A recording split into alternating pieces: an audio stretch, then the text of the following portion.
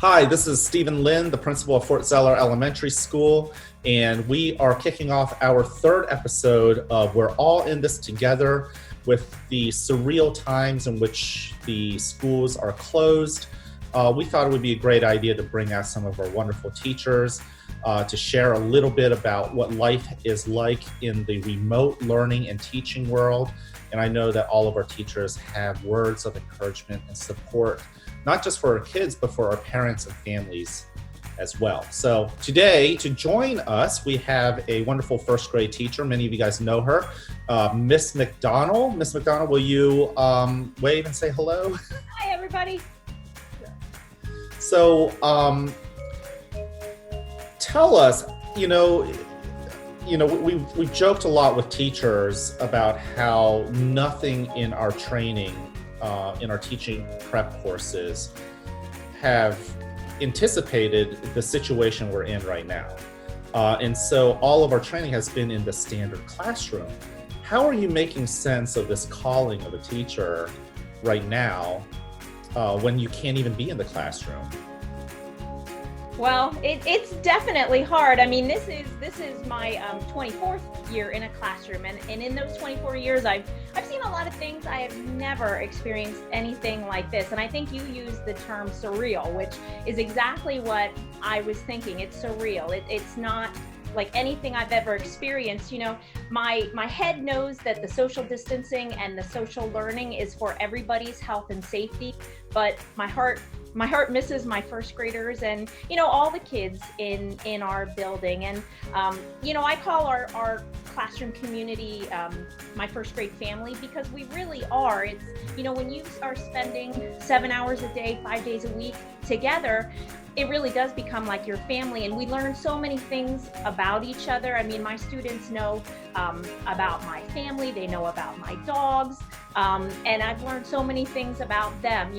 One had a baby brother this year, and one got a new puppy, and just different things, activities that they enjoy. There's, horseback riding. One friend liked to take horseback riding lessons, and another friend liked to work with do woodworking with his dad, and just things like that. And I miss that interaction, and I miss hearing about everything that goes on in their lives, and learning about them. And when they walked out the door March 13th, I never could have imagined that would be the last time that we'd be in our classroom together and be our first grade family together. So it's hard. It's really hard.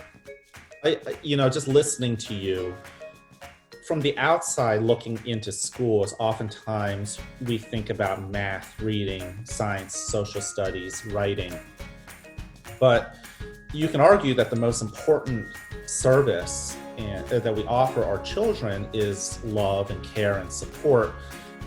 Getting to know each other, developing that family is so important. And I really appreciate that you spoke to that, because that's almost a foundation to all the learning. Do you feel like the relationships that you have built prior to the closing of schools, has that helped you transition in connecting with children online? I think it has. I had a parent tell me the other day that her first grader likes listening to my morning message, and I read a story to the kids each day, and she said her younger child likes to come in and won't let the first grader listen to the morning message without the younger one there. And so yeah, absolutely, I love adding messages, like voice messages, to comments so that the kids can hear my voice. And I love when they send a video back, or even just a message, I miss you, how are you doing, I hope you have a great day. So definitely, but I absolutely miss that one-on-one in-person interaction. Yeah, nothing can replace that. I mean, even you and me with Zoom, it's better than a phone call, but it still doesn't rise to the level of personal connection that you find inside of a school community or in your class family. Absolutely. So, yeah. Absolutely. Now, what about yourself? You're a mom too, and I think it's important. I really want to highlight our teachers who are also basically working parents. Many of you guys, like you, and your children are here in Elko, and I mean, you're basically a mom of school-age kids. We know that there are many parents out there in our wonderful community who are also grappling with trying to handle everything else in life, but then they also have their kids essentially 24/7. How are you dealing with it? Are there days of frustration or moments of frustration? And how are you dealing? How are you dealing with that important role of being mom too? Well, it's definitely hard. Now, my sons are, like you said, they're in our school district. They are 8th graders. So they are a little more independent, but they're using a different platform than we are. We're using Seesaw at the K-2 level. They're using Schoology in middle school. So I'll be honest, I'm not as familiar with Schoology as I am with Seesaw. So if they have questions, at least they have each other. I mean, the nice thing is they're twins, so they have a lot of the same classes, so they can ask each other. So they're really helping each other. It was a little difficult in the beginning, just trying to figure out the schedule. Middle school has, a set schedule, so just trying to figure that out. But they're great. They can help each other, and that helps me a lot. But they're missing, kind of like I said, I never envisioned that I wouldn't see my first graders after March 13th this year. I don't think they ever envisioned that would be the last day of walking the halls in Elko Middle School, because they'll go on to the high school next year. And there were so many things that they had lined up this year: spring soccer, junior legion baseball. It expands beyond school, doesn't it? Yes, they were doing a field trip to Williamsburg, Virginia, which of course got canceled. They were busy trying to get a mini-thon started at the middle school, and that unfortunately got canceled. So, and of course they're missing their friends. So yeah, it's difficult. I see it from, a parent and a teacher perspective. This closing is not ideal. Yeah, we definitely have to give a shout out to the middle school teachers. I'm sure you saw the video that they put together. It was awesome. It was awesome. Yeah, so parents, if you haven't seen it, you should definitely check out. I believe they posted it on their Twitter, with the link to their Twitter feed, Elko Middle School. But the teachers, if you're not aware of this, they had produced a song basically telling their middle school students how much they missed them. Did your kids get to see that? They did. What was their reaction? Just out of... Oh yeah, they thought it was really neat. And I told them, hey, and they realized this, but I said, your teachers really do care about you. I mean, across the board, I think from kindergarten through 12th grade, teachers really, really do care about their kids and are invested in, their well-being, and not just educational, but emotional as well. Yeah. I can relate to that. I've been in multiple school districts in my career, and while we're spotlighting you and all of our Fort Zeller teachers, I think it's also fair to say that there's something special about teachers in general, but between schools there isn't anything special in the sense that we all care. There is emotional turmoil right now with not being able to see our children.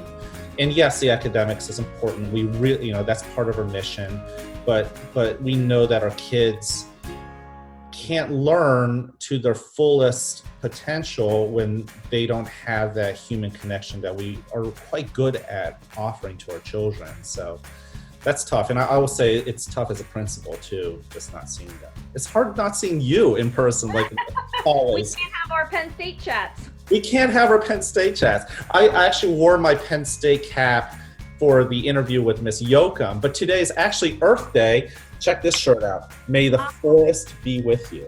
I love it. Earth Day. So I probably should have worn a Penn State hat, because you're right. We're both Nittany Lions. Yeah. Well, before we wrap up, I want to ask you, do you have any words of support or encouragement that you want to share with our parents and our guardians and families out there? I would say just keep doing what you're doing. I mean, we appreciate so much. We understand that you guys are kind of stepping into our shoes, and doing some teaching at home. And we appreciate all that you do. That we can't be there with your children, We appreciate everything you do. Keep doing what you're doing. Keep strong. Keep staying strong.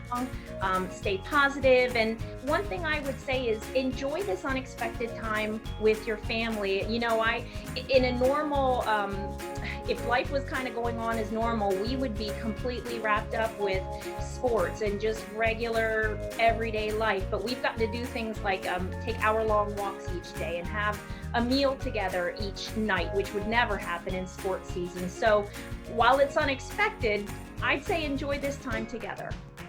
Oh, I agree. And I'm glad you brought that up. I was actually on the phone with a parent recently, and yes, there's a lot of scary stuff out there, and we don't want to take away from any of that. And we hope everyone is well. But when things are well in your household, there are some silver linings out there, and meals together. I was able to see my 7-year-old finally ride his bike without training wheels. And I would have been at work during that time, at Fort Zeller. So you're right. I think you set a message of gratitude. And I think that's important. I think our parents need to know that we're grateful for them, and that we encourage them to find moments of gratitude within their own household, knowing that not everything's perfect and no one household is the same. But we are in this together in the sense that we are all dealing with something we didn't expect to be dealing with a month and a half ago. So, absolutely.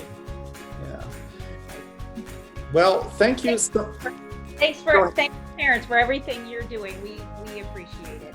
Yeah.